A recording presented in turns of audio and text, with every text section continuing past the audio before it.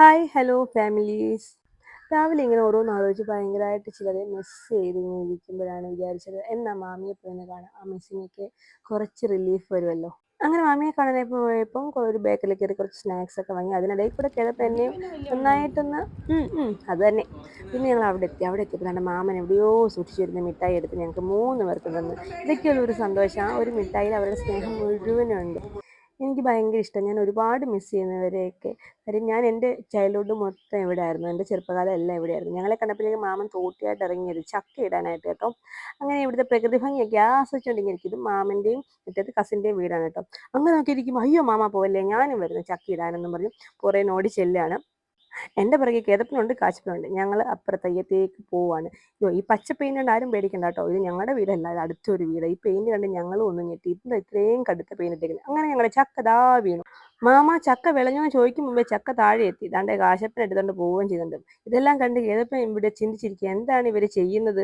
എനിക്ക് ഭയങ്കര ഇഷ്ടമാണ് ചെറുപ്പത്തിലെ ഇവിടെ നിൽക്കാൻ. അങ്ങനെ ഇതാണ് ഞാൻ ഒരുപാട് ആഹാരം കഴിച്ചിട്ടുള്ള അടുക്കള. മുട്ട വറുത്തത്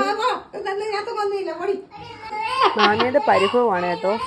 ഞങ്ങൾ പറഞ്ഞിട്ട് വന്നില്ല, മാമി വിളിച്ചപ്പോൾ വന്നില്ല, പിള്ളേർക്ക് കൊടുക്കാൻ കറികളൊന്നും ഇല്ല എന്നൊക്കെയാണ് പരാതി പറയുന്നത്. ഇത്രയും കറിയൊക്കെ പോരെ. മുട്ട പൊരിച്ചതുണ്ട്, ഒഴിച്ച് കറിയുണ്ട്, കപ്പളങ്ങ തോരനുണ്ട്, മീൻകറിയുണ്ട്. പിന്നെ എന്താ വേണ്ടത്? അതങ്ങനെ ഇരിക്കുമ്പോൾ രണ്ട് ഞങ്ങളുടെ ബിജാനെണ്ണം വന്നിട്ടുണ്ട്.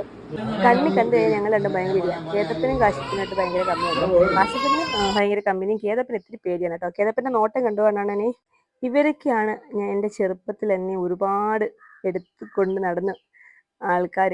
അവരെയൊക്കെ മറക്കാൻ പറ്റുമോ? ഇതാണ് മാമിയുടെ കറിയാണ്, സൂപ്പർ കറിയാണ് കേട്ടോ. അതും കൂട്ടി ഞങ്ങളെല്ലാം കൂടെ ഫുഡ് അടിക്കുക. ഞാനും കേതപ്പനും കാശപ്പനും ഫസ്റ്റിൽ കഴിച്ചു. പിന്നെ അണ്ണാണനും വന്ന് ജോയിൻ ചെയ്തു.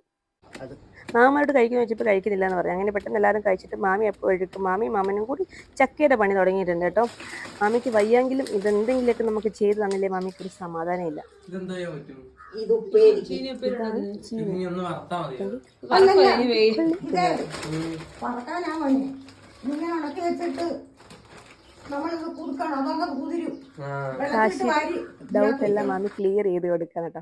അവിടെ നിന്ന് ഈ ചക്കയ്ക്കരയ്ക്കാനുള്ള കാന്താരി മുളകും കൂടെ പിച്ചിക്കൊണ്ട് വരാമെന്ന് വിചാരിച്ചു. എന്തായാലും പോയതല്ലേ, ഒരു സൈഡിൽ നിന്ന് ഒതുക്കാം.